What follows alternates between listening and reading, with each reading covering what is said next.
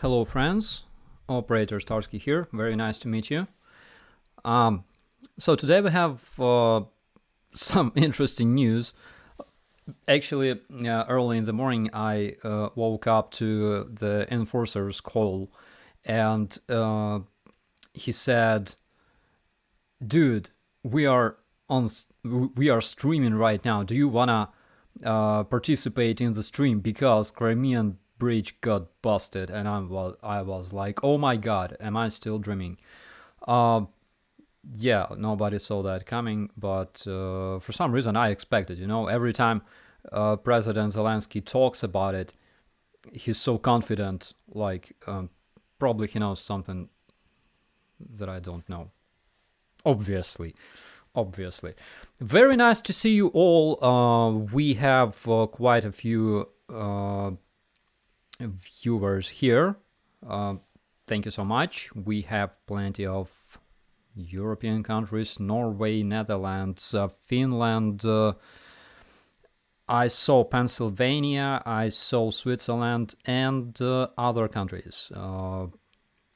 Thank you so much.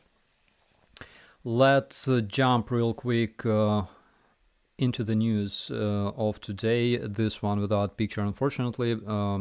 So for the third time in a row, Russians hit Zaporizhia with missiles. First strike was conducted 2 days ago on 6th of October, and they were targeting specifically civilian buildings because 19 people were found dead in those ruins, unfortunately, and we still keep excavating those bodies. And the next attack happened on October the 7th, and also on October the 7th they launched couple of missiles, as well as today one missile struck the center of Zaporizhia. We also have information that Russians may have planted explosives in the Zaporizhian power plant. Something I would definitely expect from them. Also, strange things happening in Russia today. According to Ukrainian intelligence, we have information that Russians have dispatched their Dzerzhinsk brigade of the Russian Guard. They blocked the center of Moscow, and numerous Russian military officers got arrested for some reason. What does it mean? Probably like a plot. Who knows? I think we should expect some additional information. But that's very interesting. One of the versions of destruction of Crimean bridge, and we will talk about it later, was that probably it was destroyed by Russian forces that don't agree with where Russia is heading to. I don't know. Could be Russians. But we can stick with the official Russian version that you like smoking is bad for your health. Smoking always ruins everything. Okay, moving on. In Kherson, we have information from occupied Kherson that Russian medics cannot handle the amount of wounded Russian soldiers. As of today, more than 62,000 Russian soldiers, according to the Ministry of Defense of Ukraine, were killed, which means that at least three times more, almost 180,000 are wounded. I don't think that this number is much bigger. It can be bigger, but not much. For example, the difference between Russians and Ukrainians, Russian and Ukrainian soldiers in this war, is that we have approximately one person dead versus 8 wounded, while in the Russian army they have approximately 1 dead to 3 or 4 wounded, which means that basically we have a better medical training, medical service, which is great. I approve that. And another not so happy information. It comes from Lyman. So yesterday in Lyman, 2 mass graves were found. In Lyman specifically, as much as 200 graves in this burial site were found. Among them were children younger than 3 years old. So the investigation already started. The bodies are being excavated the whole day, yesterday and today. Also, foreign investigators are being involved. I think that international media will cover that as well, because we should talk about such things. They should be known. So another burial site was found in Svyatogorsk. All of those victims are civilians. Slava Ukraini, how's your unit doing? My unit is doing fine. My guys are fighting on the east. Well, everything's normal. Everything's normal. In order to learn more, you gotta visit the Flashback, the channel that is run by Max, my buddy press officer. He is there at the front lines at this moment. Also big shout out to Janine, our mercenary moderator from South Africa. Hello from Australia. Okay. The Crimean Bridge. The Crimean Bridge. Yeah, that's one of the main topics of today. Did anyone die in the bridge attack?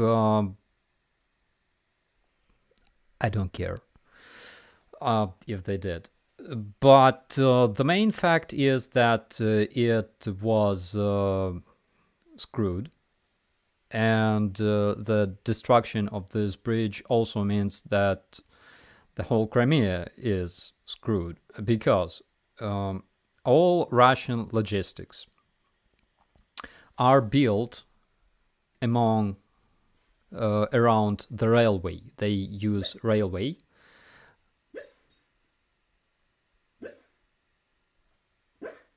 My dog is having a bad dream. Good boy.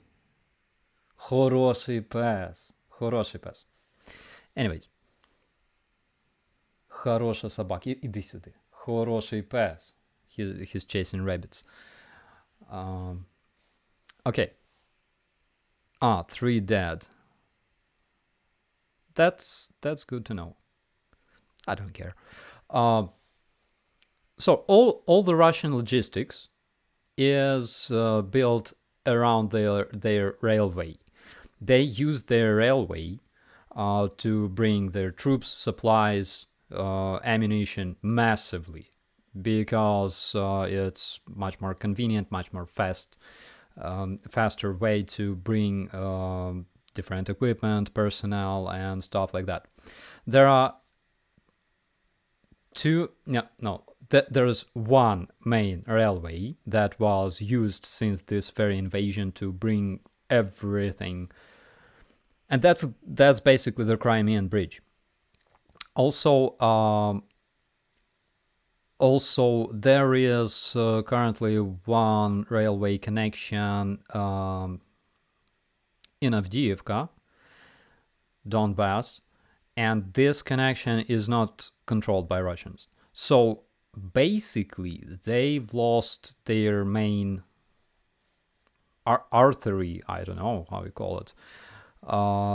Their main railway connection, and this means a lot because again, all of their logistics were basically built around this railway connection in Crimea. So I think it's a good sign. Now I understand why our president was so confident. Makes me confident as well as his soldier, as a soldier of Ukraine. And we have a lot of interesting news from Crimea regarding this bridge. Here we can see a satellite image. This is the best quality that I was able to find. Wait a minute.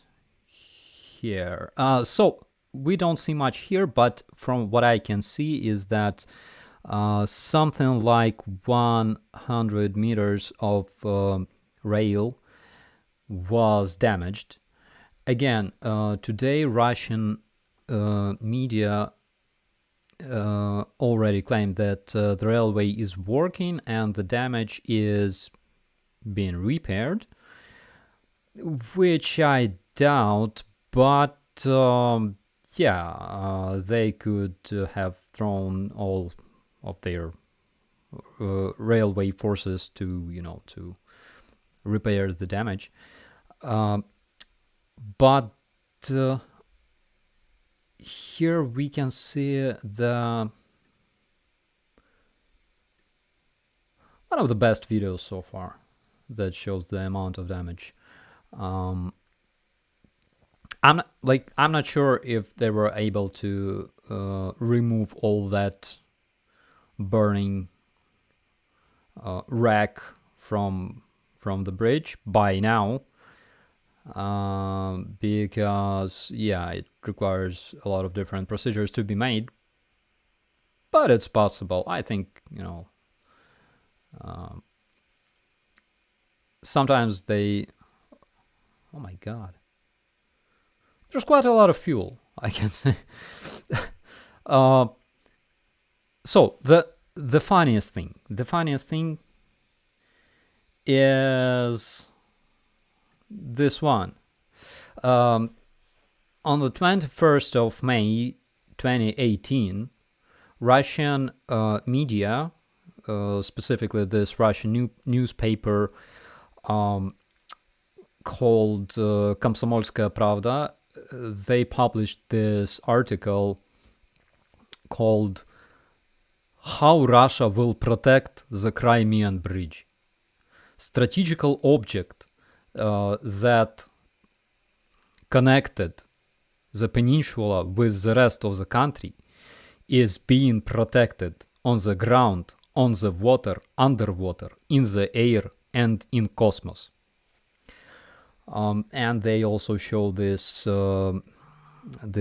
scheme, this infographics, so to say, that shows that the Crimean bridge is protected by spirits of Russian knights that were brought to life from the other world, by ghosts of their ancestors riding those massive robotic dogs and mech warriors. Anyways, didn't help them much. But what we saw today, and basically when I saw that, I had massive flashbacks because here we can see plenty of Russian cars in a traffic jam. So basically that's like a queue at the fuel station. My prediction was that Russia is gonna run out of fuel today, probably like tonight. And I think that I was right. We can see those huge queues. And basically, that's something that I saw in Kiev like in April, probably like March. Because, guys, I know specifically what kind of missile system was used. It's a missile system called Karma. It works all the time. Missile system Karma is a very efficient thing. It's made to punish bad people. So yeah, it works, and we have this saying in Ukraine that whoever brings war into another country is doomed to bring it back on the soles of his boots. So as we can see, it freaking works. What yield does Karma have? I don't know. I'm not an expert, but I know that it works. Okay, just trust me on that. Also, we have another interesting video from Russian market. This video was titled "No Floor, No Panic," because floor disappeared from Russian markets instantly. Usually it's like I don't understand consumers sometimes, because, for example, during COVID, people would massively buy like toilet paper. Now it's like floor. What was am I missing something? I don't know. Tell me in the commentaries, please, because probably I don't understand this live. Anyways. So we can see that not only floor, anyways, not only this precious white powder was massively bought in Crimean stores. We have information from Russian Minprom, Russian Occupational Ministry of Industry of Crimea. Anyways, so they say that in order to avoid artificially created problems, so the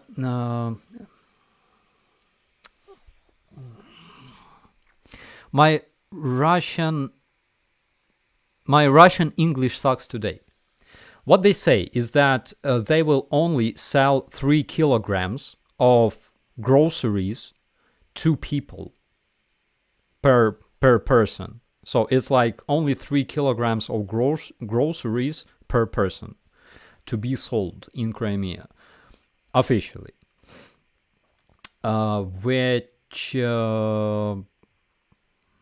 which I approve. Guys, you can call me cruel and dehumanizing. I don't care. After Bucha, I've lost some probably better part of me. Anyways, we already have reaction in the social media. So some of the Russian users was literally screaming, Ukrainians, do you understand that you are screwed? You gotta pray until you have time, because Medvedev is gonna wake up and it's gonna end into apocalypse. He will destroy you in Twitter and Telegram. You will not leave. And they were right. Basically, that's exactly what happened. Other Russian users weren't so optimistic. So the one on the top says that we should ask Zelensky about negotiations until it's too late. And the one below says, I I'm expecting my Alushta and Crimea, Alushta is a city in Crimea, to become Ukraine again. However, once I was happy about the Russian arrival, and it's not because I changed my mind, it's because Russia turned out to be a piece of crap. That's end of the quote.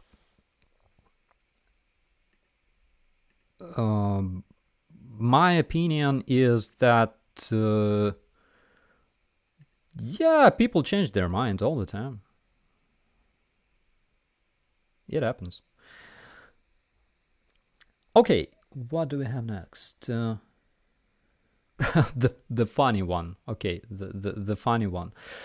So this is from another Russian public. It says now every day.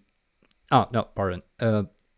Now, like today, for the whole day, Ukrainians will be asking what happened to our face. And basically, yeah, that's exactly what I saw in the social media today. We were asking what happened to their face. Why long face? Why so serious? But the biggest trolls that I saw today were actually, they came from the Ministry of Defense. Because, okay, I think our security service were making jokes about that, about the breach. Then a bunch of our politicians. The funniest one was made by the Ministry of Defense, and of course because they are civilized and decent, they made this publication in English. You can read it yourself. The guided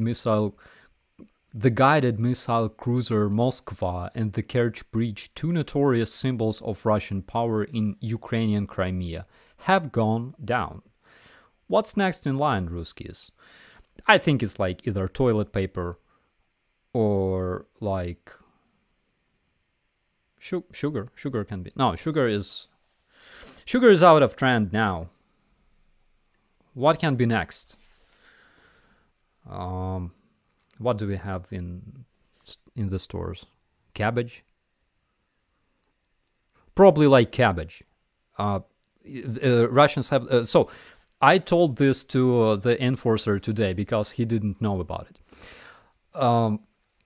Russians have this traditional dish which like distantly reminds of Ukrainian borscht, but just distantly because it lacks all kinds of ingredients except for cabbage and water. And in Russian language, it's called shi. And he was like, what the hell is this ugly stuff? And he showed me like the picture from this Russian ration. And I was like, dude, that's shi. And he was like, what? I said, like, it is their national dish. Like, you go to this restaurant, this Russian restaurant, and you go like, waiter, can I have some shi, please? I'm not kidding, I swear. Okay. Tastes like it as yeah, tastes like it as well. It does. Anyways, I don't care. Oh my god, I closed the here it is. So I have a bunch of notes here. So I have this. So because Russian media still don't know how to call this like a terrorist act, because some of Russian officials already call this destruction of this Russian bridge a terrorist act. Oh Jesus! I nearly killed my dog with a bottle of Coca-Cola. Anyways, because Russians don't know how, like, what to do with it and how to react, some of them were calling it a terrorist act. Some of them were calling it like, smoking in the inappropriate place. Probably that truck that exploded, it was carrying saltpeter, obviously. Probably some black magic was used. I don't know, but I have like one proposition for the Russian media to make it look and sound legit, completely legit. So my offer is this way. Sounds this way. Crimean bridge successfully. Wait a second. Crimean bridge successfully accomplished its mission and performed a regrouping maneuver, moving to a strategically better position. How do you like that? It was born just like a couple of minutes ago. Sounds legit. I believe it was the Loch Ness monster. I think it was, because like the North Stream, I think it was the same monster that destroyed the North Stream, because like it can travel using water, and bridge was built in the water, so I think it could totally happen. Oh my god. Okay, before we move on to questions, by the way, Moskva. So the Moscow ship that sank, that went down, turned into a submarine. It was also using water to travel, right? So it was obviously attacked by some kind of Loch Ness monster, genetically modified by Scottish scientists in a military lab in Ukraine. Sounds legit. So before we move to to questions, like it wasn't my intention to turn this stream into like comedy show, but somebody has to do that. The demonetization struck war bloggers around YouTube. I was among the first, and I can state it proudly. Like I didn't even realize what happened, because when I opened my application, it was showing some different picture than before. I was like, what the hell? But yeah, appears that my channel was demonetized, probably among the first ones, which means that you will not see this annoying ad whenever you click on my videos. You will never see those irritating ads, which is great, I think. As for the other guys, I don't think it was like Russian hackers. There are rumors that it's because of some kind of error in YouTube system, whatever. I have evidence that show that some specific bloggers were targeted and demonetized. Yeah, unfortunately, some of those bloggers, they didn't even like post any graphic content. Some of them were like showing like PowerPoint presentations. Yeah, but after a while, I noticed that after a while, YouTube started decreasing the like lowering this topic of war in Ukraine. For example, I'm unable to use war in Ukraine as a tag for my videos, which is suspicious because when I type war in Ukraine and try to add this tag to my videos, it doesn't work. It disappears. It goes, you cannot talk about the war in Ukraine. First Lieutenant Starsky. Anyways, less ads, the less ads, the merrier, I think.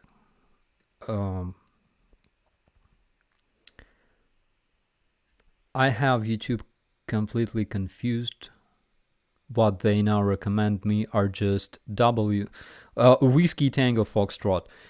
Yeah, so the most recent video that was recommended to me was grooming by a chimpanzee.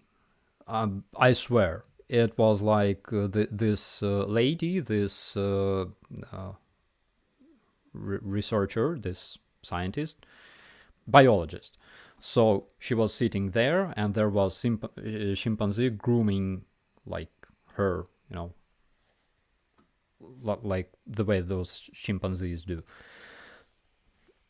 It was a great video to watch before sleeping, I think. So yeah,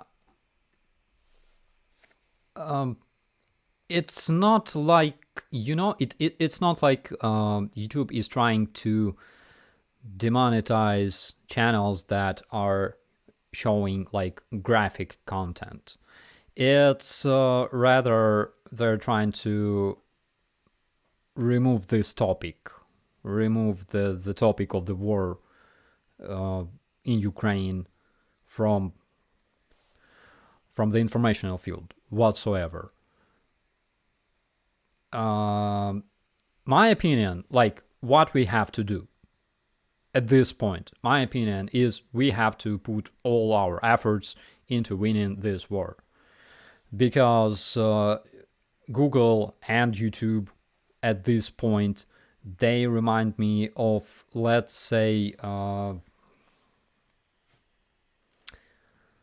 some small business in the times of the World War II.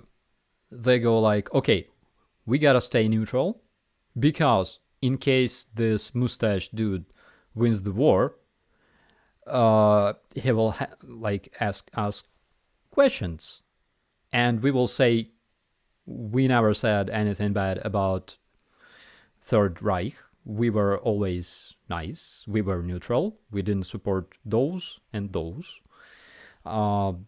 So after the war was finished, they would be like, Nazi, bad.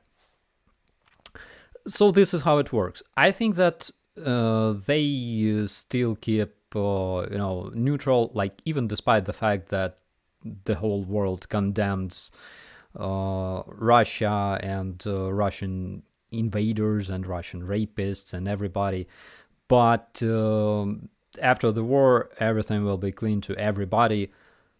Not like I blame YouTube for being neutral. I'm lying here. I blame them for being neutral. I blame everybody for being neutral. Because at some point, there will be... No, it's not even like that. Damn, guys, I forgot what I tried to say. I'm sorry. I'm bad with my language today. But I blame them for being neutral. It's wrong. Anyways, let's answer some questions. But before we move to the questions, so the craziest thing that I saw today in the stream of the Enforcer was in the chat some user, and it was like I didn't even see the commentary. I just saw the nickname, and it was Mrs. Operator Starsky. Like, guys, if you see this person, like if you ever see this person, it's like all the evidence are forged. Remember that. Um, I think it's a dirty lie. Okay, I had a question about the Battle of Hostomel. How many Russians were killed during the first day? So, according to my information, and this information is confirmed by our guys who were captured during this attack. So we had no casualties, but some of our soldiers unfortunately got captured because they were defending the radio location system that was situated very, very far away from our main forces, and they were cut off from the main forces. They got captured. Later, we exchanged them. Everything went well. So what they told us was that in 2 or 3 days after this first fight, they were brought to Hostomel by Russians, and they were forced to collect the bodies of Russian paratroopers. And according to that information, they managed to collect 80 bodies during the very first day of this. They collected 80 Russian paratroopers that were improved by my boys, possibly me, but I doubt that. But I want to believe it's true, that were demobilized. And like, if we take into account that the number of their personnel used in this first attack on Hostomel was probably like a company tactical group, maybe 2, something around 350 men. So according to my numbers, it's between 200 and 350 men. So during the first day, during this attack, they lost 80 men already. We lost 0 soldiers. I think it's a result of proper training, of course, but I think it's also a result of my brigade commander being a good commander. And I'm not trying to buy his favor this way because we have a new commander. Anyways.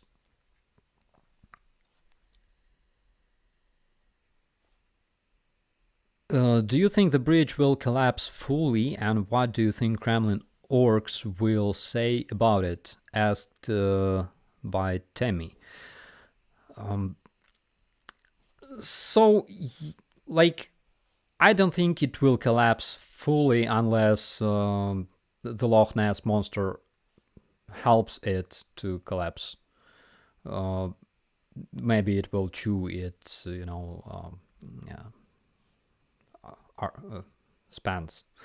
But as for the orcs, we already know what they said. So their Ministry of Foreign Affairs already said that Ukraine is a terrorist country. Like, it's like that. Whatever Russians do, they blame others in doing that. Which smart, mean, but doesn't work sometimes. Who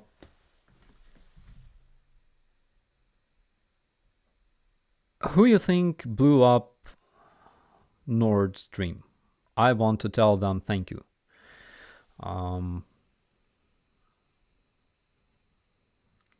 Martians? Like, okay, there's like just 2 answers. Like, either Loch Ness monster or Russians. One of them, definitely, in my opinion. Could bridge attack be work of double agent dolphins? Could be, because like if I was like a Russian dolphin specifically trained to deliver explosives, and if I was fed by Xi, I would definitely do something like that out of despair, I think. I had another version that, for example, this was a missile strike that was performed by Russian militaries. It's not because they wanted to create this terrorist act, this ruination, and blame Ukrainians and use their weapons of mass destruction and stuff like nothing like that, guys.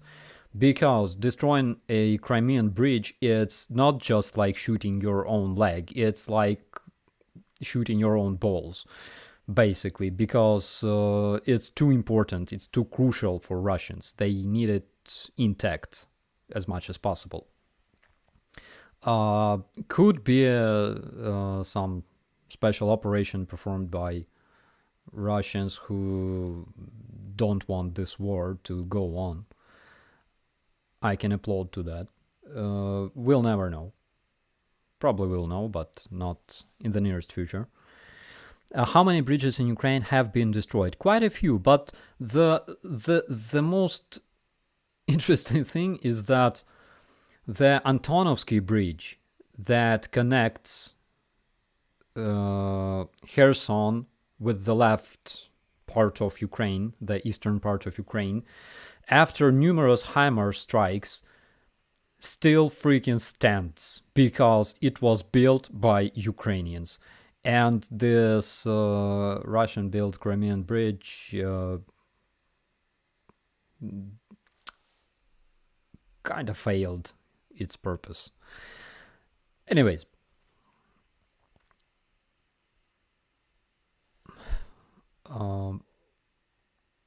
okay, what do we have here? We have a bunch of questions.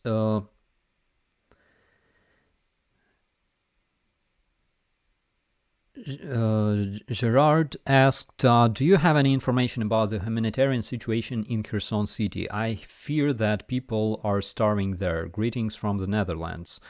Salute to the Netherlands. I think that the situation in Kherson city might be very bad because, again, Russian army doesn't care about people. They need to feed their own troops, which usually means either they collect food from the locals or they let their army loot everything, like it was everywhere, like in Hostomel, around Chernihiv, and etc. So, unfortunately, we should be prepared to see some very bad things in Kherson as soon as it's liberated, because we know that Russian army doesn't bring anything good. Okay, Ash1S says, Starsky, can you say something about how Ukraine protects reclaimed territory on northern border now? Like I know, because I was there and sometimes I am there, but I cannot tell you the details, of course. But that area is well protected. Sometimes Russians try to launch their UAVs, their drones, from Belarusian territory, and we can see plenty of those drones flying there every day. A bunch of them usually get shot down or forcefully landed But yeah, we still know that they are active in that area. But again, we don't have information that they are gathering troops on the border with Ukraine in order to invade. As soon as we have that information, and as soon as we have the confirmation that they are prepared to move in, that will be a totally different story. But I can say that a lot of surprises are they will see if they try to do that again. Greg Huey, those Ukrainians returned in POW exchanges, do they end up fighting again? A lot of them do. Some of those guys, of course, they were tortured, they were abused in different ways. Some of them require help, but there's plenty of guys. I know personally a guy who was exchanged, and he is already fighting. So yeah, this is how it goes. Dennis Brooks, if Putin gave the order to use nukes, do you think there are some rational-minded adults that would ignore the order? This is possible. I would not rely much on that. But this is possible. There's another thing. They can be a bit trickier than that. For example, they can give some specific pilot, they can give him some kind of target to bomb from higher altitude, and they can literally attach a nuclear bomb to his airplane instead of a conventional bomb. Could be that.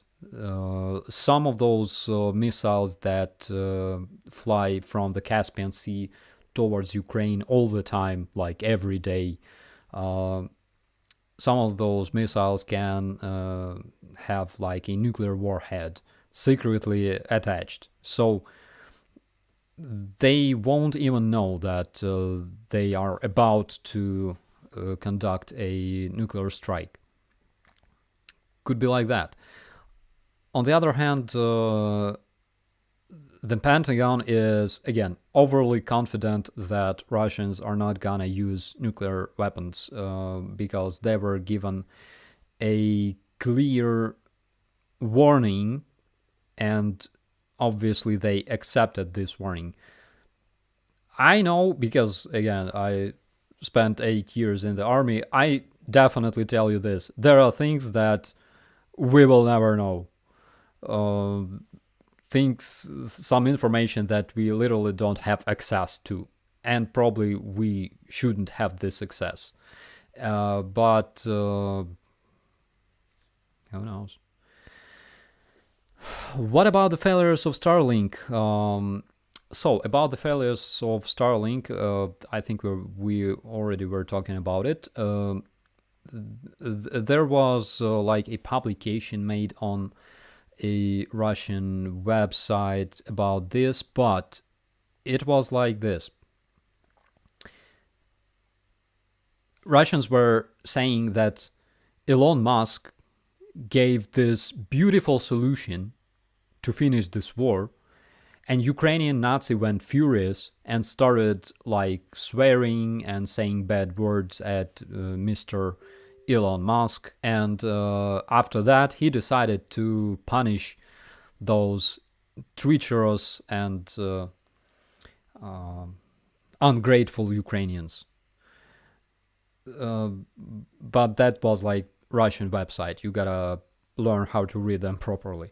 What we know definitely is that a journalist from Financial Times, I think, that is present on the front lines, interviewed multiple soldiers that reported to him that, there were problems with Starlink during some of the most crucial moments of the military operations performed by Ukrainian troops.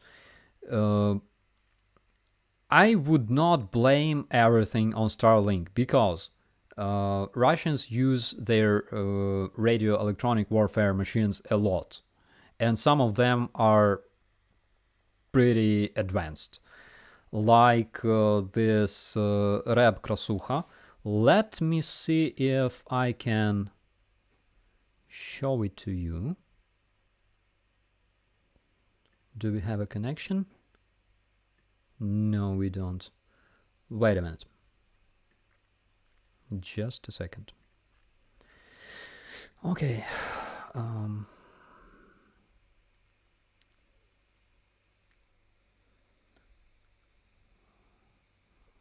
Where is my browser? Ah, here it is. Okay.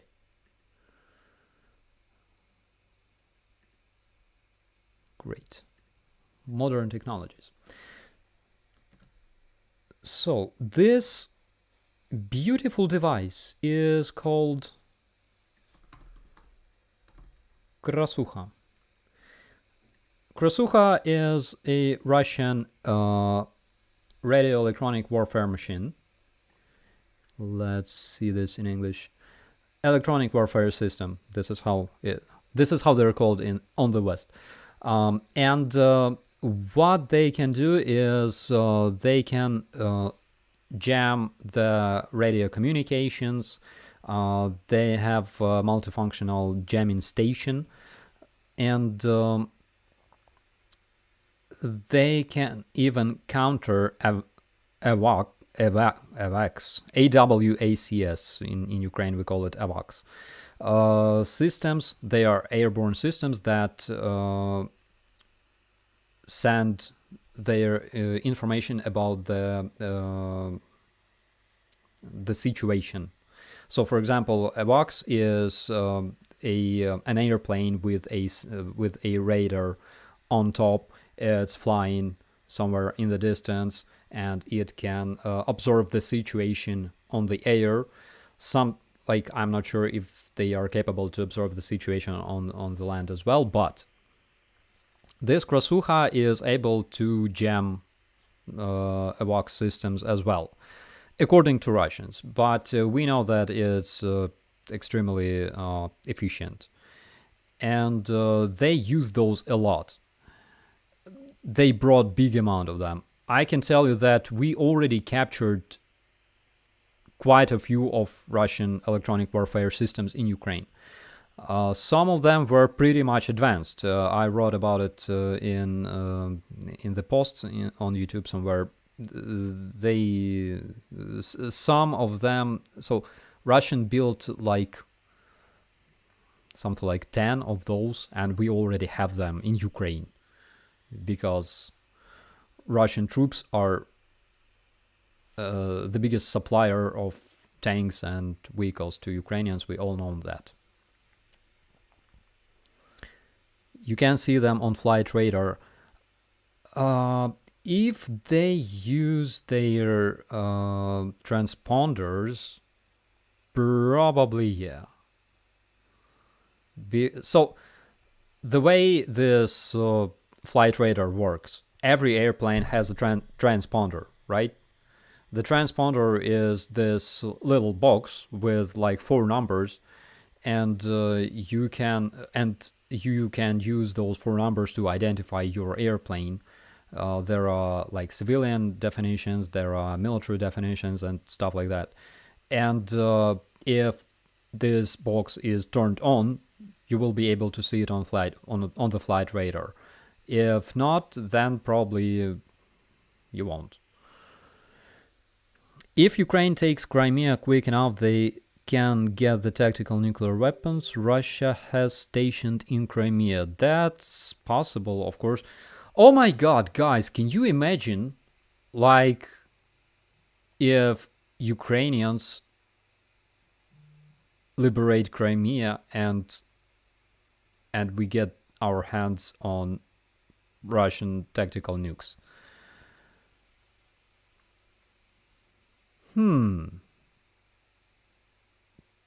That's something to think about. Thank you so much. These kind of thoughts bring me joy.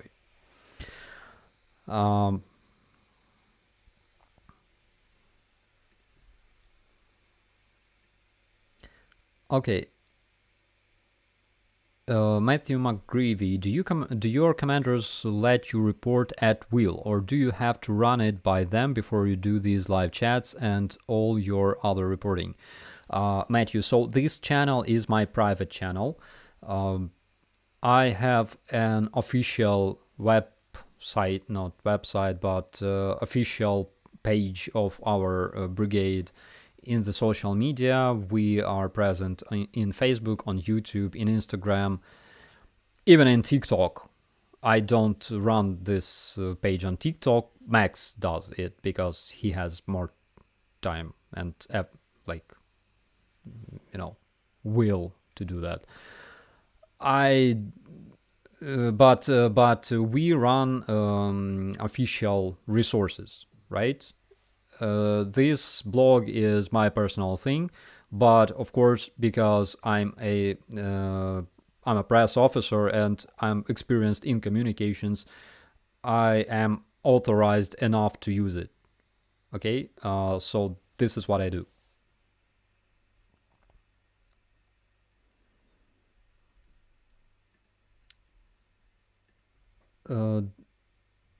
Jay Riley, do you think there is a coup beginning in Moscow from reports?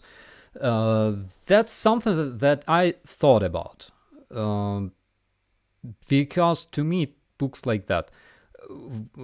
So there is, like, if there is a plot, because sometimes when I watch those, Russian experts explaining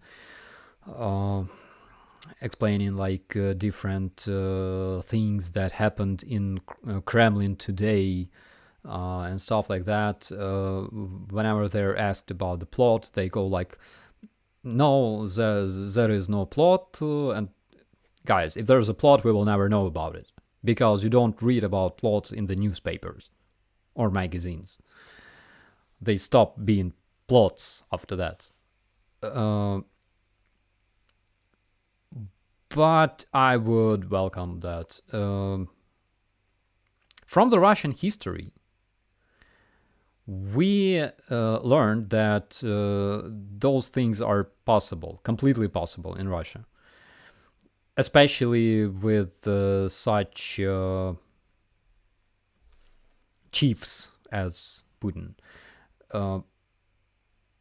But we don't believe in plots because we are very, very realistic here in Ukraine. We lost this, this not like optimism,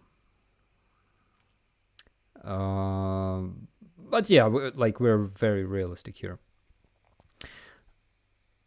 Ivan 0590, what are the duties of a press officer? So it's basically media relations, it's communications with press, it's a bunch of military paperwork that we all love, and basically communicational strategy, monitoring, analysis of the informational field, including Russian informational field, and stuff like that, including different side tasks.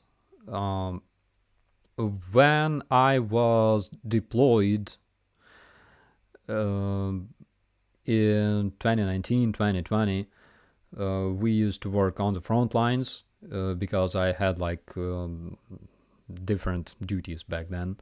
We used to work on the front lines as well, so it's an interesting job. I can tell you that you are pretty much autonomous. At the same time, you have to remember that you represent your country. That's why I cannot joke much on our official web resources, but we still do attempts, and some of them are successful. Okay, let's move to... Why don't you fire back at orcs from across the border?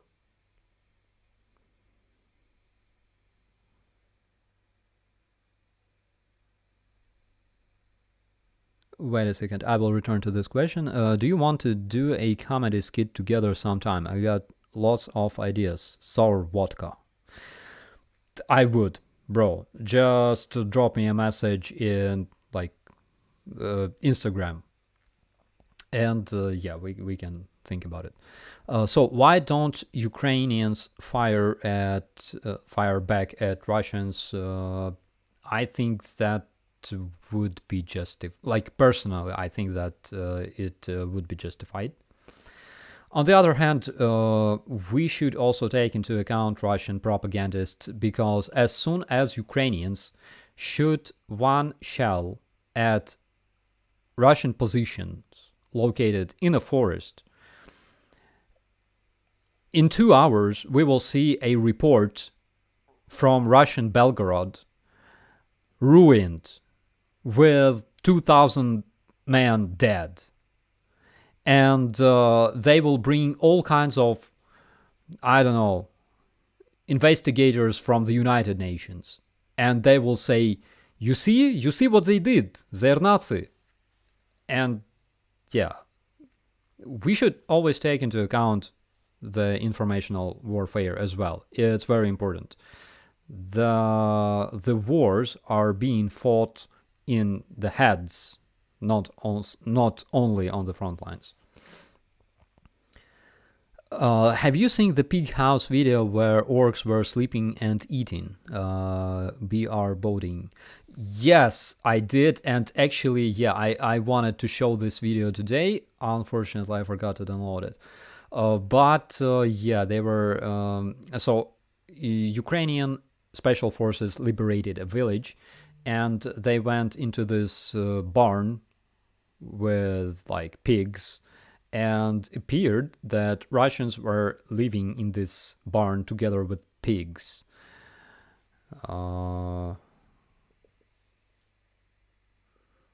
Let's not make filthy jokes about it.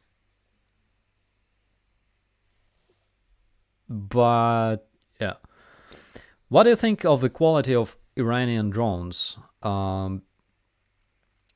So they are pretty much advanced. As for Iranian drones, their kamikaze drones are being usually used in swarms, because those drones can fly huge distances. They are equipped with Rotax motors.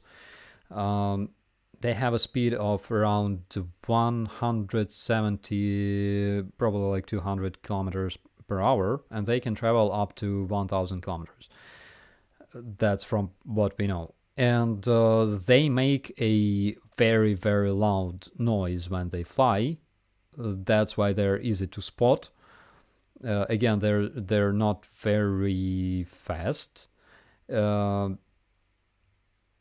And we know that some of our anti-drone measures are very good against them. Those drones carry 40 kilograms of explosives.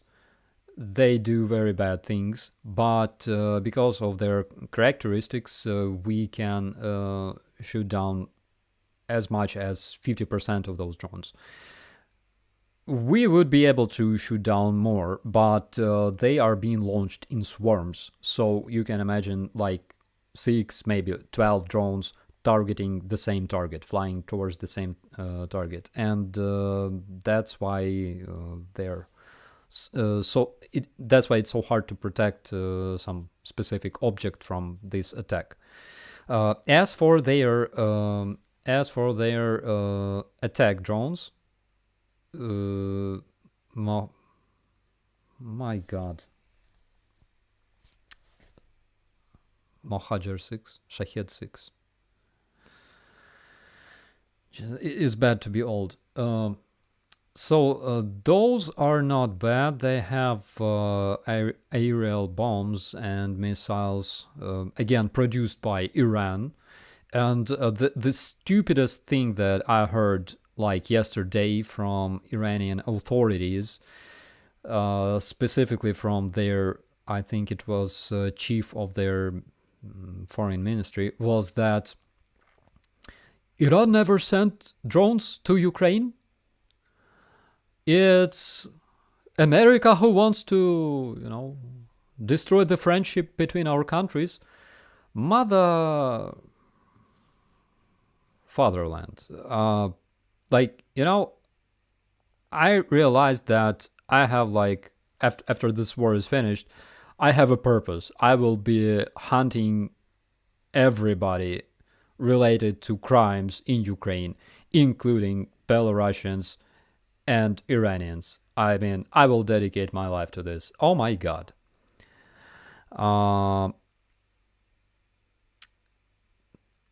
Just call them Turban Top 6. Yeah, nice one.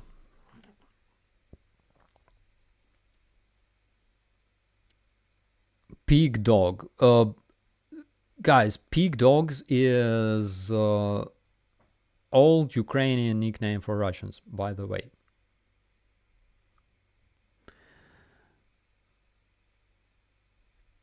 Okay, you need to work on your Middle Eastern stereotype parody accent.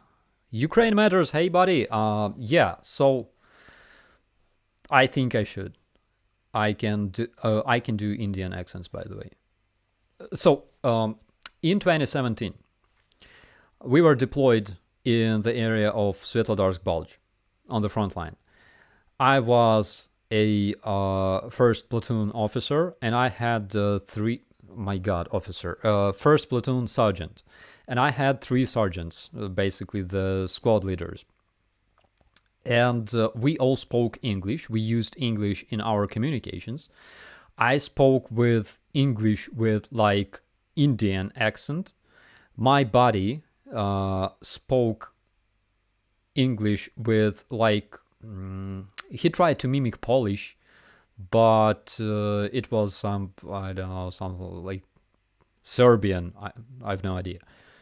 But the third one was hilarious. So this guy, previously, before joining the National Guard, so he was a sailor, and he spent 4 years in captivity after being kidnapped by, I think, Nigerian pirates.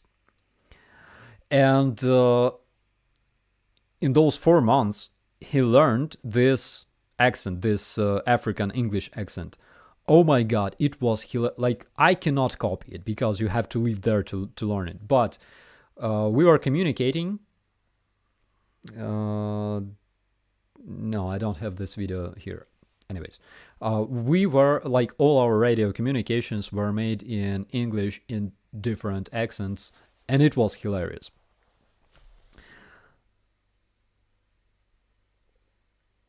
Have you seen the Russian map maker's kit yet? Space Wolf asked this question. No. I haven't.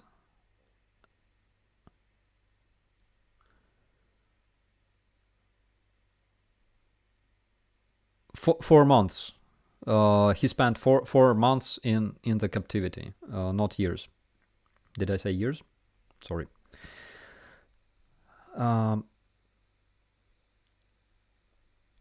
So, Ukraine Matters here with us in the chat. Don't forget to subscribe, like his content.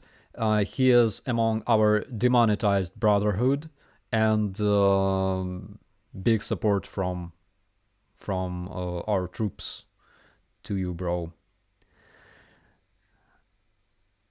Greg Huey asked, has anyone tried to analyze the data linked to the Shahed drones, like from captured examples? Can they be hacked and then taken control of, or given different commands? I think that's exactly what is going on right now, logically. I don't have any additional information on this, but logically, yeah, we have to decipher the communications, and that's probably the first thing to do in this case.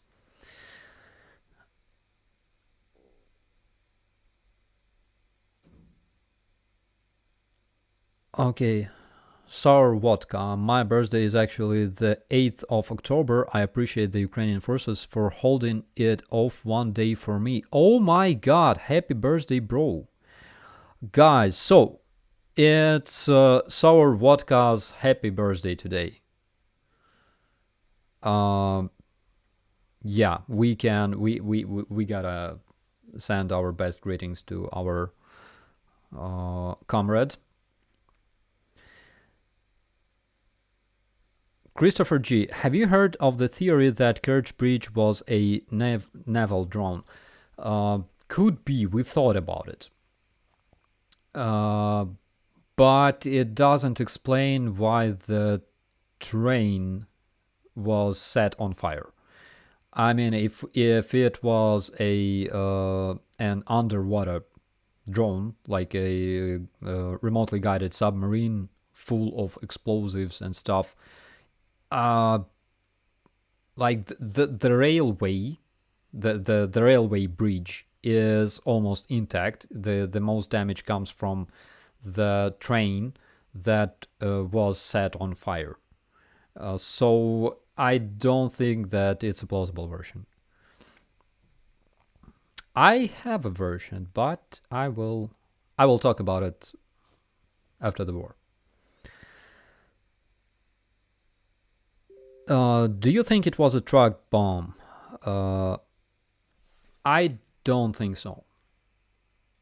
It looks as if the truck exploded, but I don't think it's is the cause, because the truck was heading from Russia to Ukraine, not vice versa. It was heading from Russian territory to the Ukrainian Crimea. Also, the explosion doesn't seem to be happening on the bridge. It's like it's beside the bridge. It's from what I saw on the video. I think you had the same impression. So it's something that exploded not in the truck, but the truck driver, I think, was kind of unlucky. Probably he was smoking in his car, which is bad. Don't smoke, guys.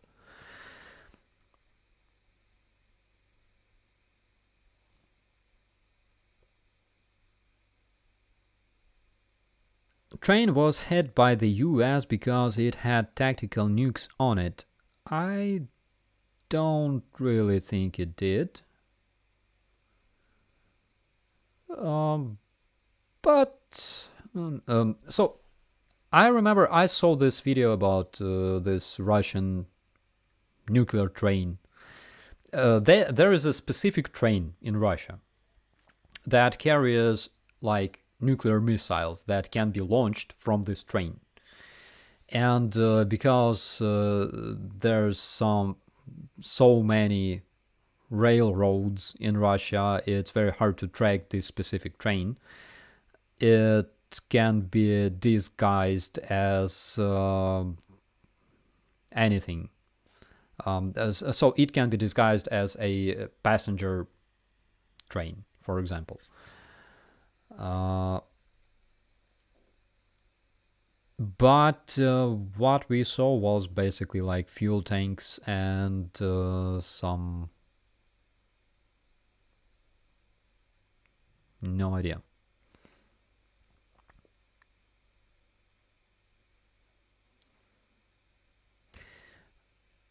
Don't smoke and drive. I agree. Smoking is bad. Driving on Kerch Bridge is also not the best idea. New Faith asks, do you think truck was full of weapons and had chain explosions with pre-planned C4 by some agent? That makes most sense to me, because they checked truck just before it blew. Yeah, they checked the truck. So on this bridge, they had two specific checkpoints to examine the cars. They have like X-rays that also react to, different types of explosives somehow. They have like dogs, something else. But they checked that truck, of course. Oh my god, we had this crazy meme. I forgot to copy it today. It's like there's this proud Russian policeman, the traffic policeman, and it said the policeman that checked that truck was dedicated Ukrainian policeman for years, something like that. Anyways, I don't think it's a truck. Could be, but the explosion on video, it happens like outside of bridge completely. My idea was that that could be some kind of like missile cutter, like this small Russian vessel with multiple missiles, and those missiles carry a lot of explosives, and it could be destroyed by anything, like by a Neptune missile or an underwater remotely guided drone or Loch Ness monster, whatever. That those missiles could detonate and cause all this, but I don't think so, because there were no wrecks of this vessel. I have no idea. I don't believe it was a truck, in a word. Could be, though. All the women at my work want to know why you ain't married.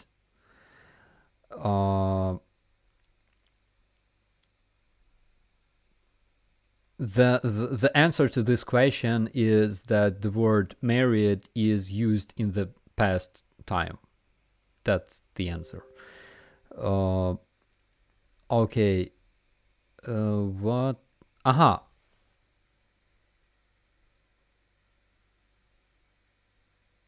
Nicholas, I have a question. How would you like to see the collapse of Russia? Peacefully or preferably a civil war, as in Yugoslavia? I don't think that the collapse of Russia will be peaceful. Anyways, something tells me they cannot do that. They are unable to do that. I don't like the idea of a civil war either, because Russia being divided into different separate republics is probably brings the threat of using nuclear weapons as well, because there are nuclear weapons everywhere on the territory of Russia, and all of those countries will possess those weapons. So that's risk number one. Risk number two is that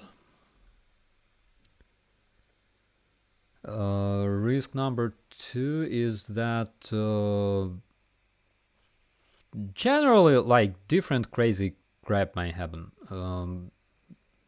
Sometimes, like, you don't know what to expect from Russians.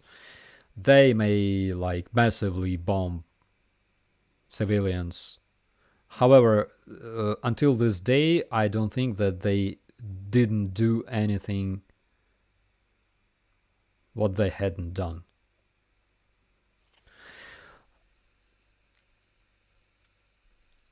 I saw Dennis Davidov video. He said he thinks the war will last in 2023 and maybe 2024. What are your thoughts about this?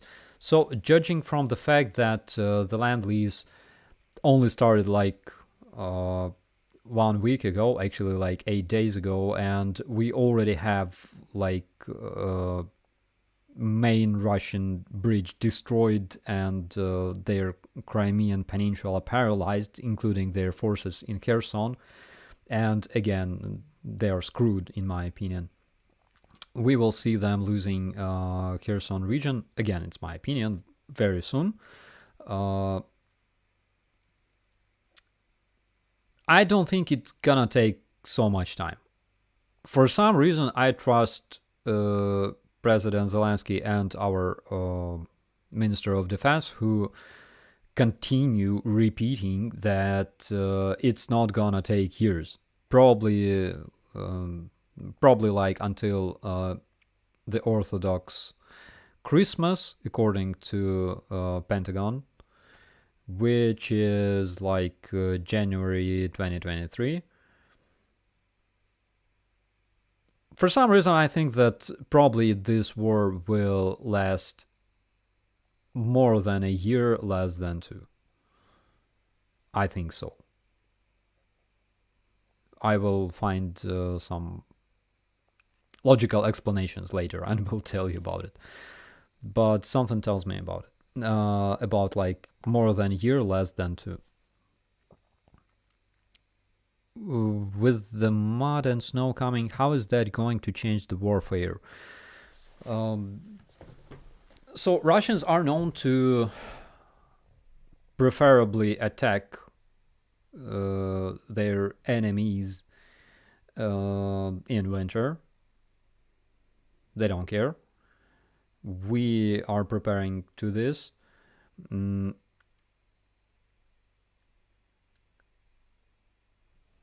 AK-74 or M4? I have M4 right here. Just a second.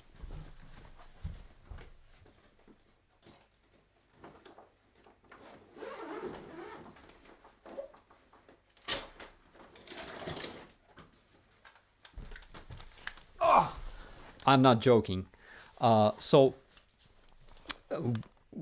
what about the mod and stuff? I think it doesn't change much, except for, of course, they will not be able to use they will not be able to move across fields, of course, over the raw territories. They will not be able to use like bushes and trees as covers, because there will be no leaves. This means that, yeah, careful showing weapons on stream. You can get demonetized. That's exactly the reason why I don't care anymore. They will be more vulnerable to Ukrainian snipers, by the way.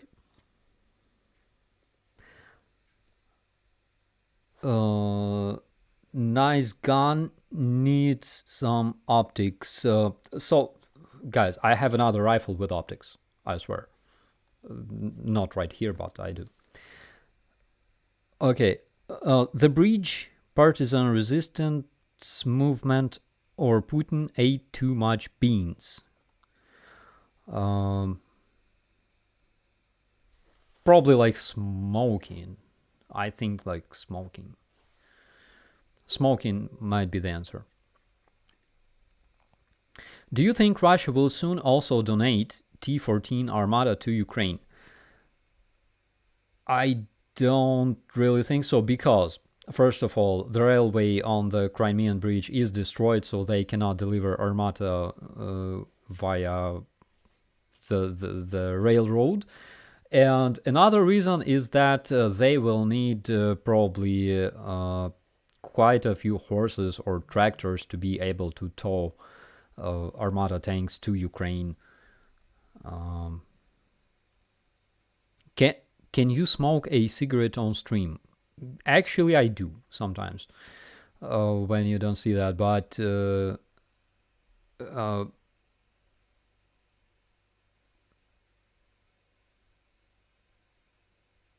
I got one too. Actually, M16A1, it's legal. Full auto, not burst. Okay, guys, this is a small caliber M4. Okay, this is just 22 long rifle. It's like nothing like 7.62 or 5.56. It's 22 long rifle, but it's very nice if you want to train. Also, it's very nice because the 22nd caliber in Ukraine, it's very, very cheap. So our, like, I have another rifle with scope. It's a GZ 527. made in Czech Republic, and it's a very nice one. And .223 RAM costs like a pack of cigarettes per round, and 22 long rifle is not bad. Check out the statistics. So in the United States, more people are being shot by 22 caliber than using like 9mm rounds, because they're available and they're deadly. Yeah, 22s are great for comfort shooting, easy to learn on.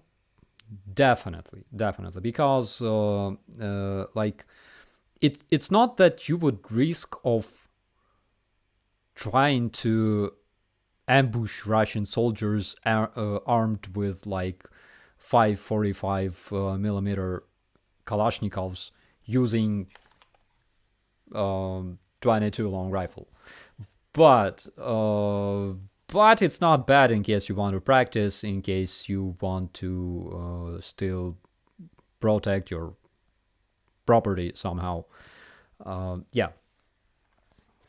So I think I'm probably one of the most armed Ukrainian press officers as of today. I have like quite a few rifles at my possession.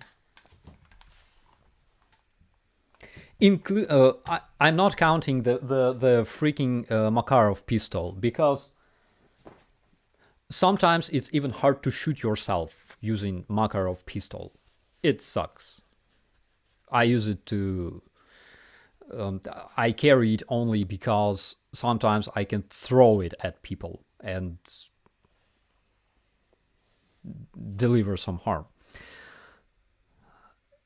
Yeah, 22 CCI Stinger, 1500 feet per second. Yes, this is crazy. So there are high velocity bullets that you can buy, and I have like just a second. I will show you. If they're here, yeah. Okay. So, for example, those are available in Ukraine. This is CCI Velocitor. It's 1035 feet per second. Whoa. There's my camera. And this is, for example, CCI CCI 40 grain. They are not called. So these are like 1,200 feet per second. Again, not bad, in my opinion. So yeah.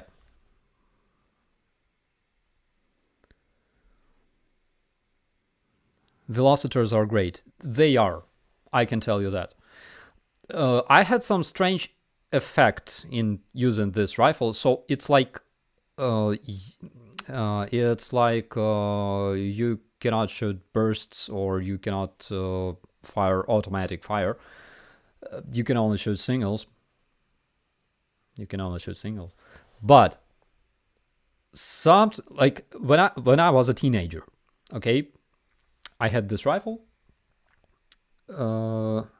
and I was able to shoot bursts, almost like automatic fire, and I had no idea how it happened.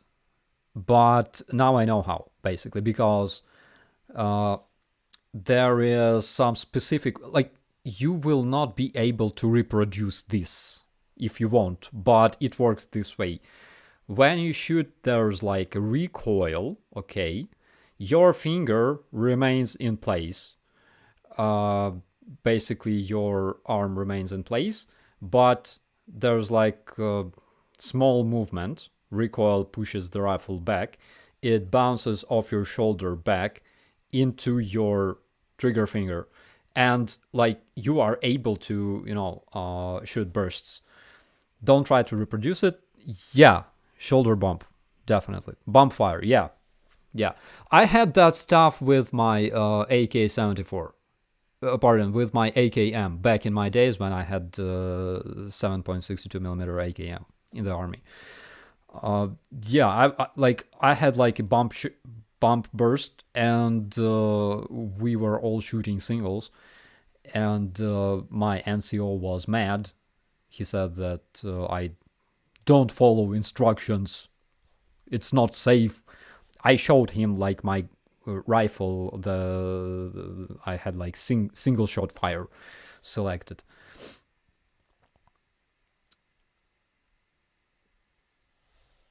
Yeah, bump stop recoil. I will know that.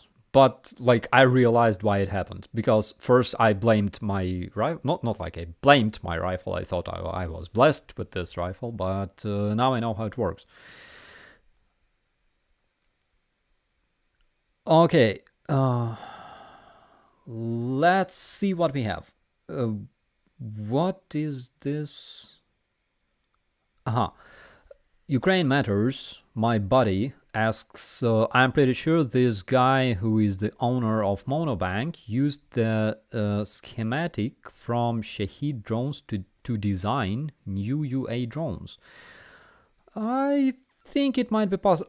I think the concept might be the same. Absolutely.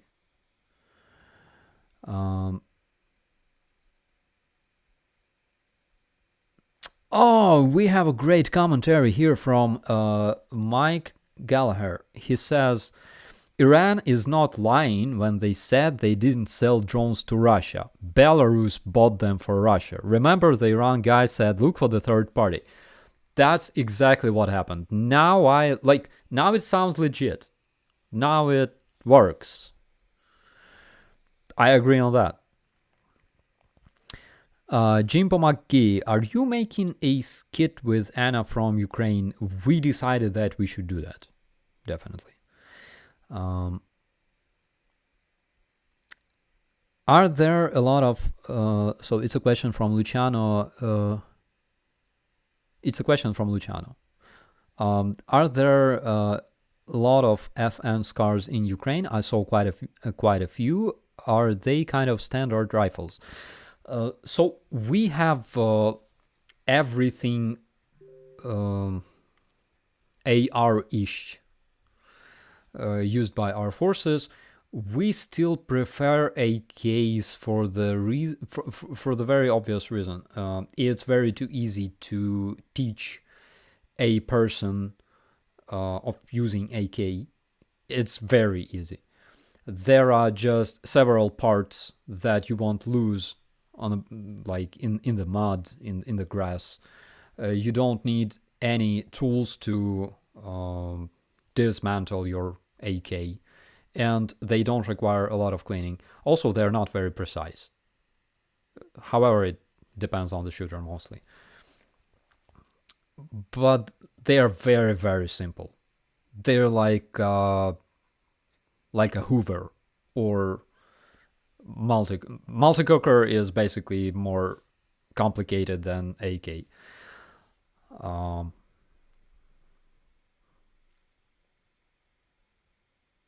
Is the Crimea bridge really usable?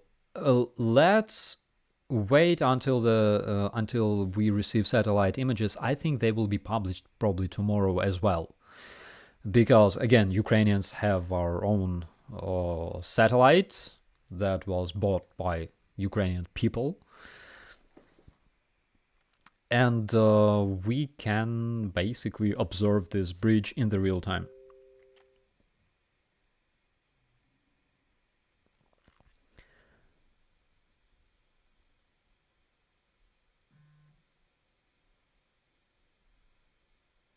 Okay. Yeah, as for Anna, we agreed to make a skit with Anna. She's completely fine with that.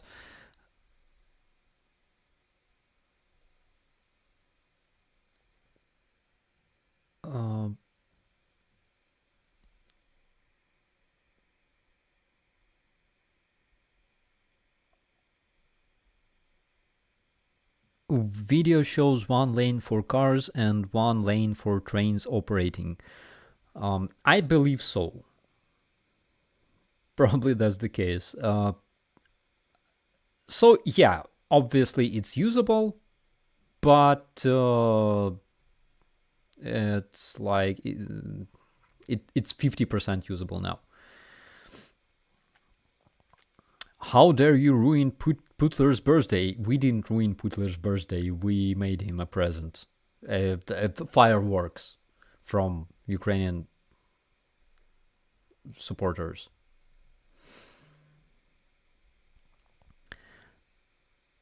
Okay. This is my rifle. This is my gun. This is for shooting. This is for fun. Inner Dinosaur. I love that video. It's that movie. It's awesome. Actually,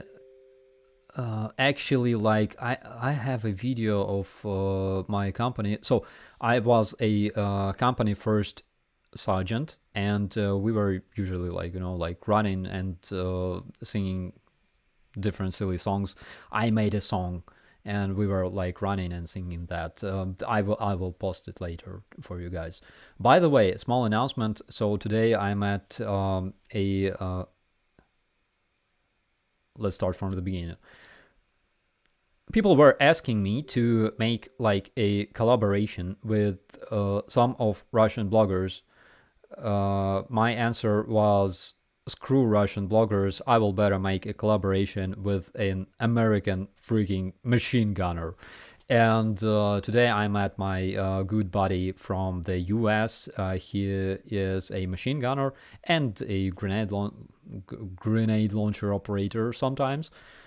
He is quite famous on the YouTube, and probably like tomorrow I will publish a new video. I think you will love it.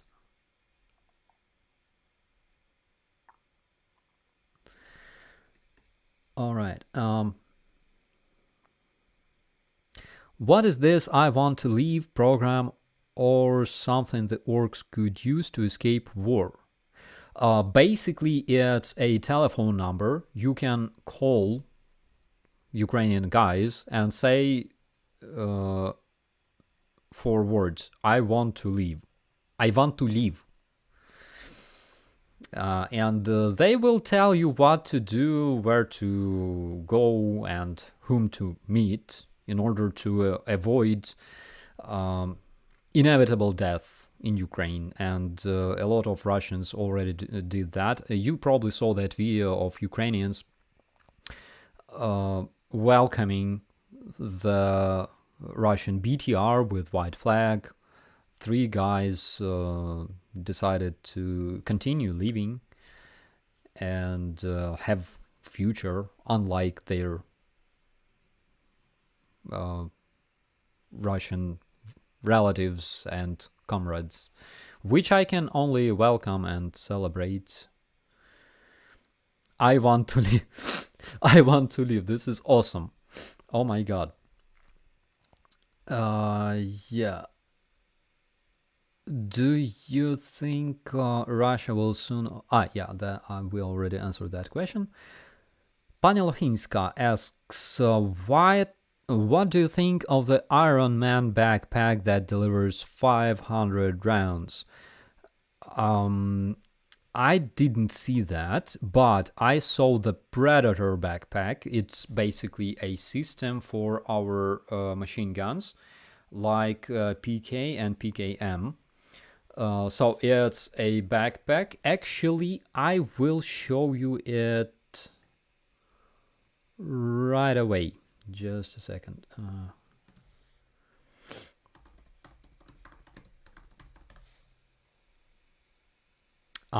Here it is.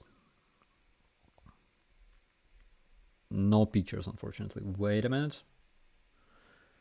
I will fix that.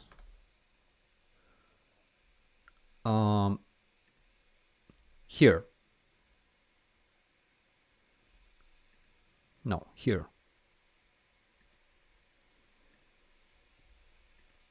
So this is the Predator system. You can see a dude armed with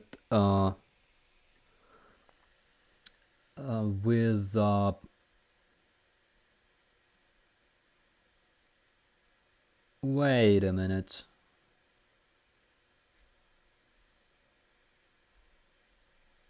It's a wrong machine gun. Is it? It is. It's a wrong machine gun.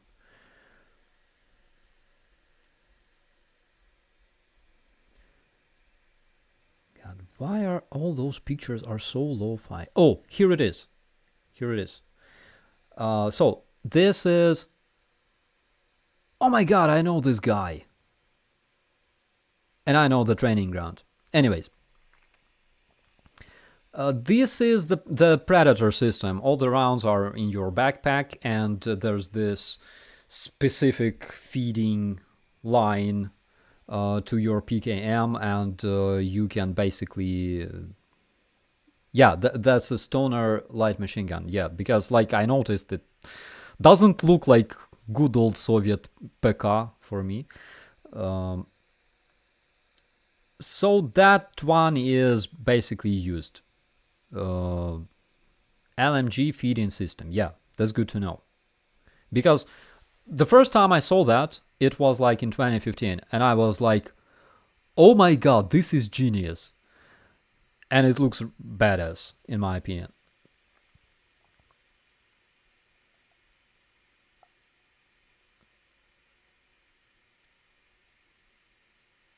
Rest in peace, PKM barrel. Yeah, well, there's 2 barrels actually for PKM, so why not? How many sunflower seeds does it take? Another interesting thing, by the way, I wanted to point this commentary. So,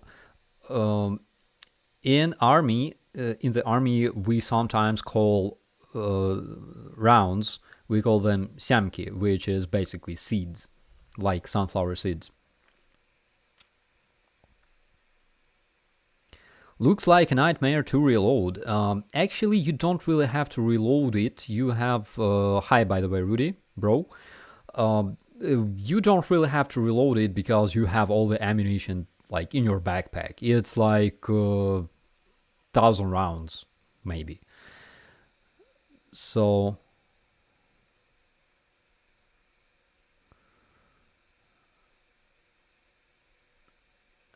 will you come to the US after the war for a meet and greet?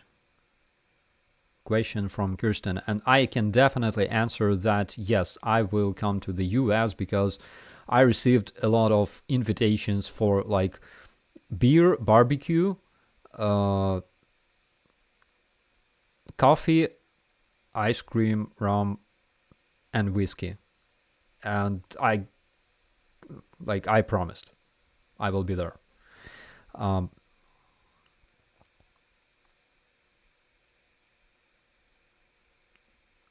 Metal Lancer Gaming. It definitely resembles an M249. I carried a saw when I was in. M249, I never tried shooting it. Back in 2015, when I was in a Special Force Police Battalion, we had 2 mini-me machine guns. The problem was that we only had 1,000 5.56 millimeter rounds. That's why we never really used them, but they looked cool. Basically, like, you know, bigger than a rifle, smaller than a machine gun. Oktoberfest, Odessa, Wisconsin, April. I will be there. I hope.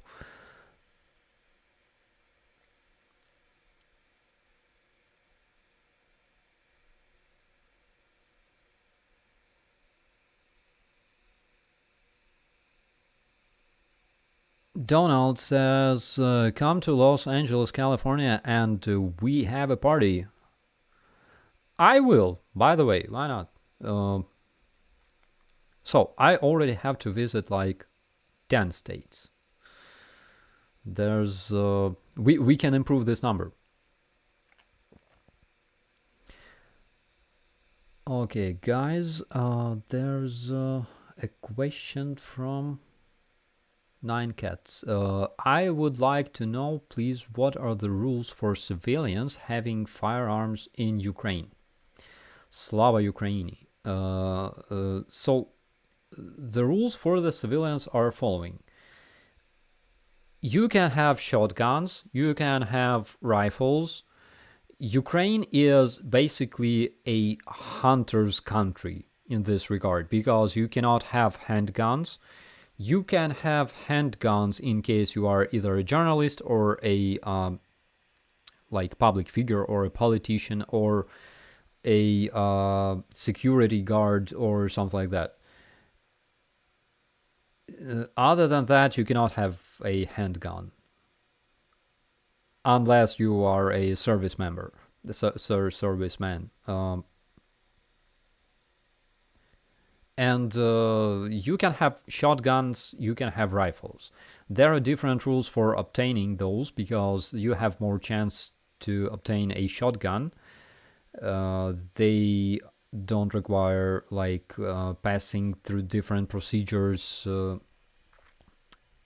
and you have to pass through some specific school to learn how to operate your shotgun. Same with the rifle, but because I'm a military, I officially obtained a rifle with easier procedures than usual people would do, because military people obviously are trained in operating firearms, and that's why we don't have to pass through harsh procedures as civilians do.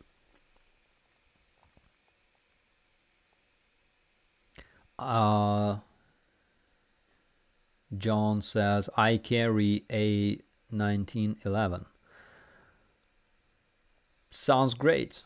I know a person in Ukraine who has 1911, and it's kind of hard to find rounds for 1911 in Ukrainian stores. Do you celebrate Halloween in Ukraine? Question from Matthew McGreevy. Like, we do, but it's not officially. Officially, we don't celebrate Halloween. It's not an official holiday. But of course, because it's awesome, all of Ukrainian teenagers and older people as well are crazy about Halloween, so they do celebrate it. That's why you can see a lot of zombies, witches, magicians, warlocks, and other nice ladies and gentlemen everywhere on the streets in Ukraine during the Halloween.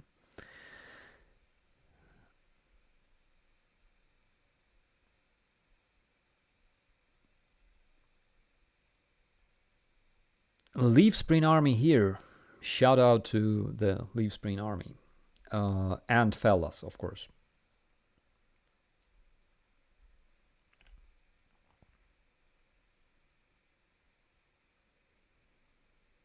Can we do a collaboration? Why not, guys? You can contact me through Instagram. That's like one I'm using the most. Either through email. The only problem is that sometimes I receive like 100 emails a day, and it's kind of complicated to answer to everybody. Some of those emails get like lost in junk mail and stuff. So sometimes I can reply to people who texted me like last week. It's not my fault. I'm very, very sorry, but it's not my fault.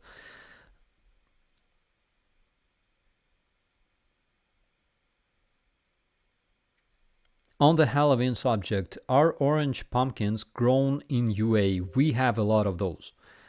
I don't really eat pumpkins because when I was a small kid, I was overfed by pumpkin porridge.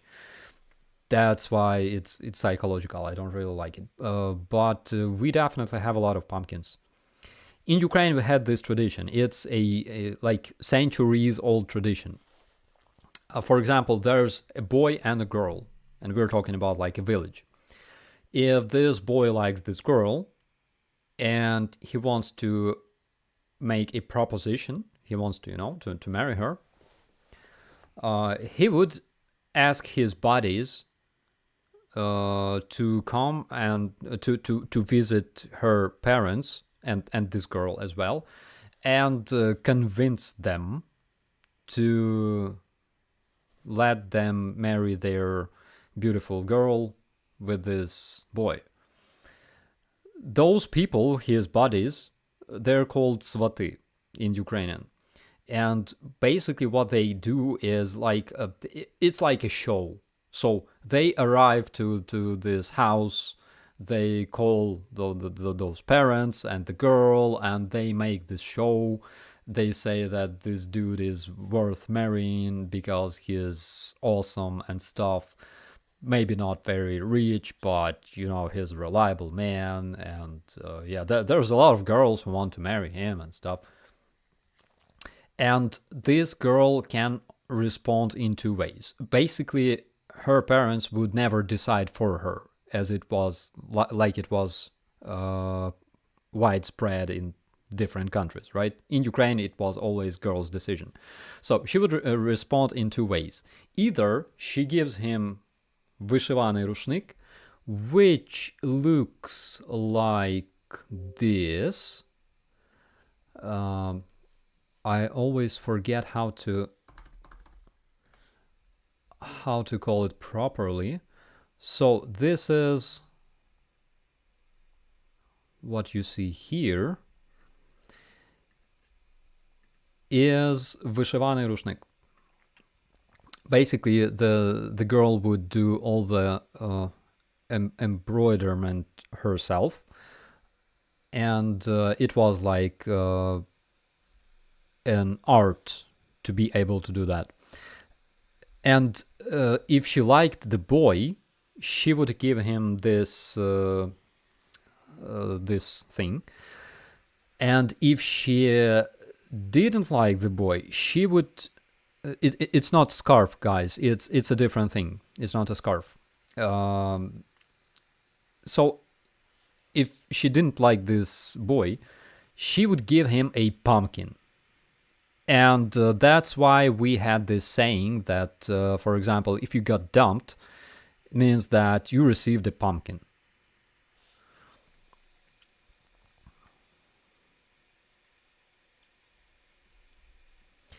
Okay, let's return to our questions.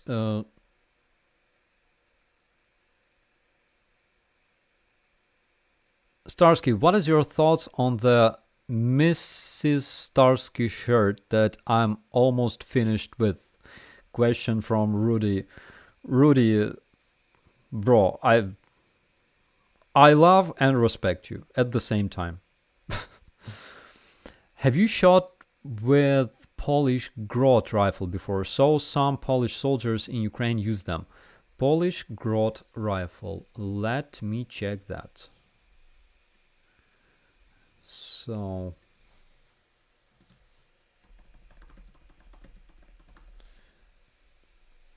aha, is this the one that you're talking about?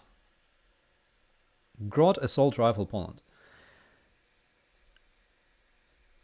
So it's like is it like AR system? AR-ish? Something very similar. At least it looks so to me. I never tried this one, honestly, but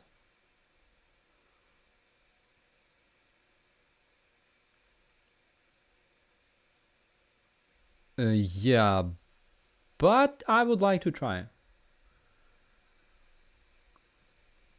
I would definitely like to try that one.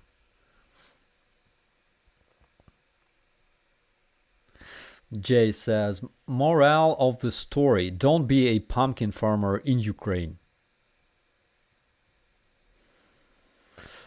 Okay. Can you show the new satellite pictures of Crimean bridge damage? Wait a minute.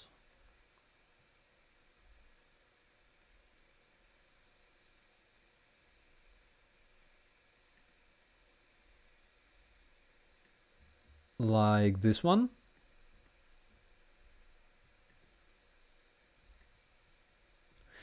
So this picture was made today using using the satellites. So you can see that arc in the top that is built specifically to make a passage for ships under this arc. And yeah, you can see that smoke coming from the rail bridge.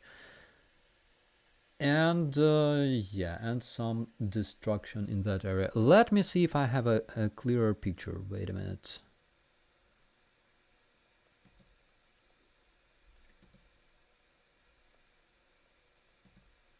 Here, I have an aerial picture. Oh no, guys, it's a Maxar picture. It's basically the satellite picture. So this is how it looked like.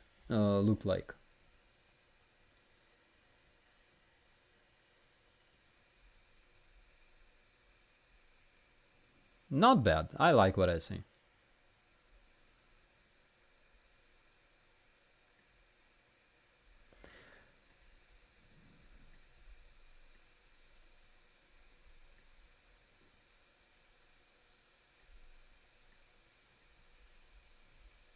Yeah, smoking is bad. Will Ruskies use Kerch Bridge to escape? Guys, there are ferries that were used long ago before this bridge was even built. There were ferries to ferry stuff from Russia to Crimea and back, including like cars, water, anything.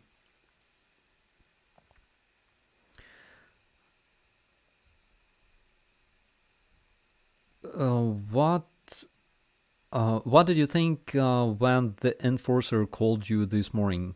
I thought that I wanted to sleep very much because yesterday I had the stream with the Shills that finished around 2 a.m. Kiev time. I went to bed around 2 something, 2:30. I fell asleep around 4 or 5 because I cannot sleep, and I got woken up by enforcer around like 6, something like that. Anyways, but I'm glad because it was a nice reason to wake up.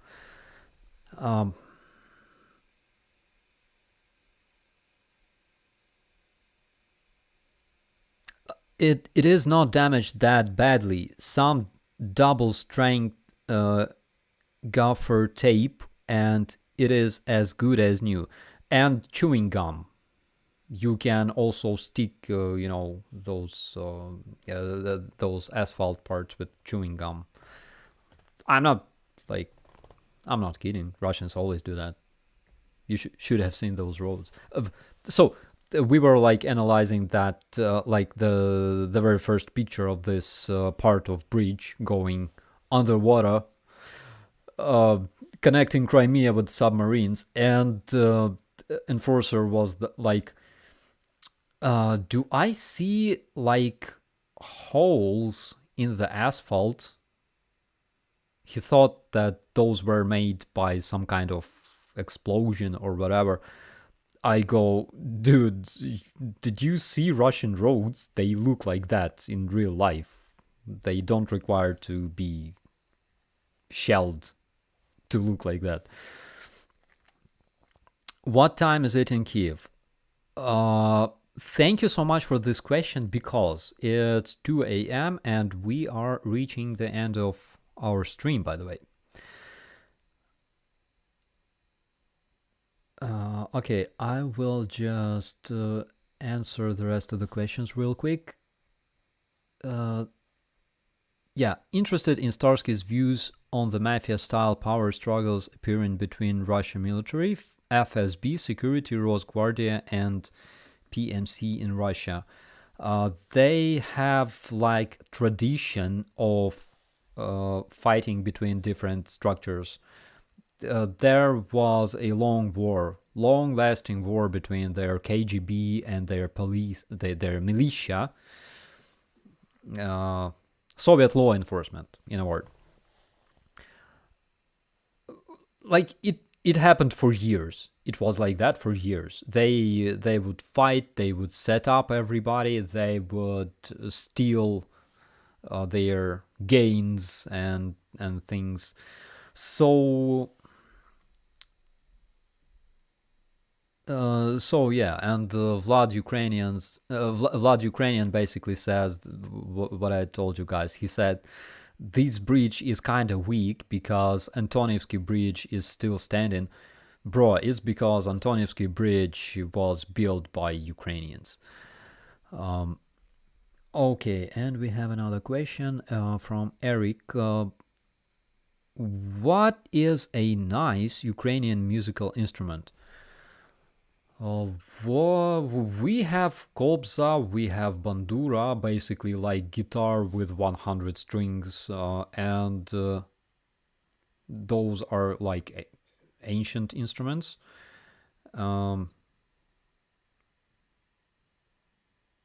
Actually, it's a good question. Let's see. I will show you some.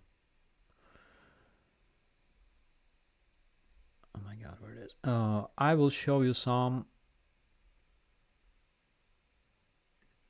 Ukrainian instrument. That's not a Ukrainian instrument, unfortunately. But we have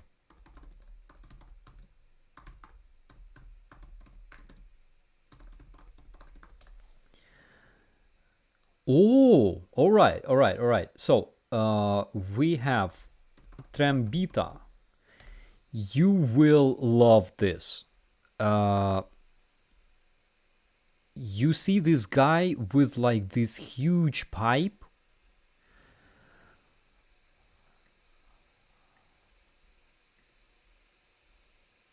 Like you can do different stuff with.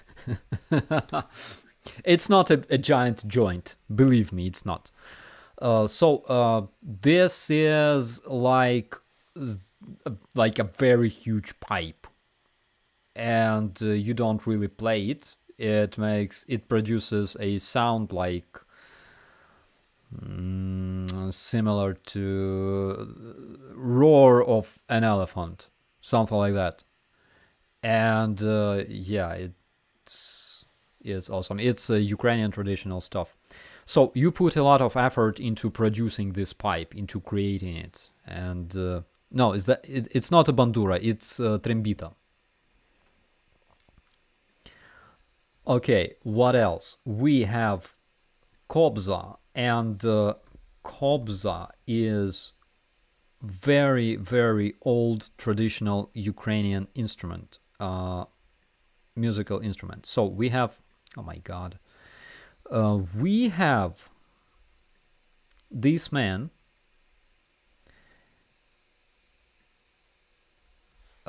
This is a Ukrainian wise man playing kobza, that musical instrument. So in Ukraine, we had like traveling wise men. Some of them were like blind and stuff. They would play songs, and those songs had like very, very deep morale, some very global sense to them, and they will they would told Ukrainian people, they would told their stories, they would sing, and people would give them money. And they didn't really look like that, because this guy is wearing patch of Ukrainian Cossacks, and he doesn't really look like a Kobzar, but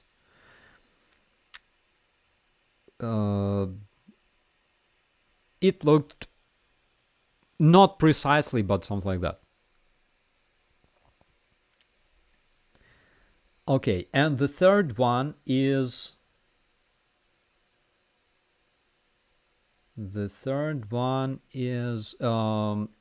I think this one. It's called Drimba. I'm sure that you have something like that. For example, Native Americans definitely have something similar. Like Native Americans, like nations from, I would say, Asia, like Mongolia and stuff. I'm not sure how it's called in English. Mouth harp. Yeah, mouth harp. That's the one.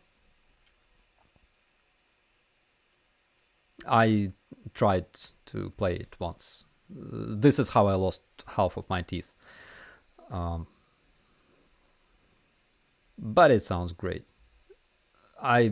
So I don't really play any Ukrainian national instrument aside of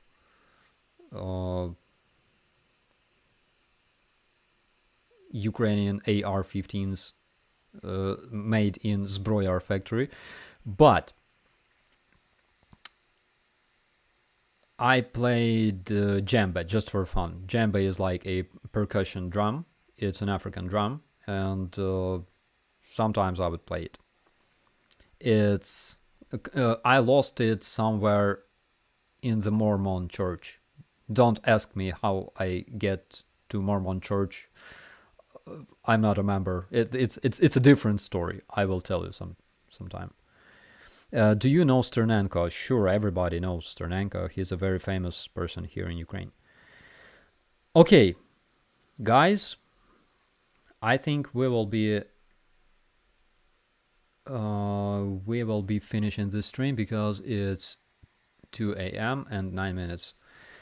Thank you so much for being with us. Despite the demilitarization, the demonetization. Who cares about demonetization? It doesn't mean that I will make less streams or less videos. I'll probably make even more. So thank you so much. Thank you for staying with us. You are awesome, and keep being awesome. My greatest regards to all the beautiful countries that support Ukraine, all the beautiful people, and thank you so much. Thank you so much to our Janine from South Africa.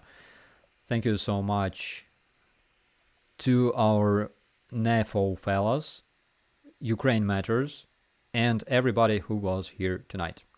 My name is Operator Starsky. Thanks for watching.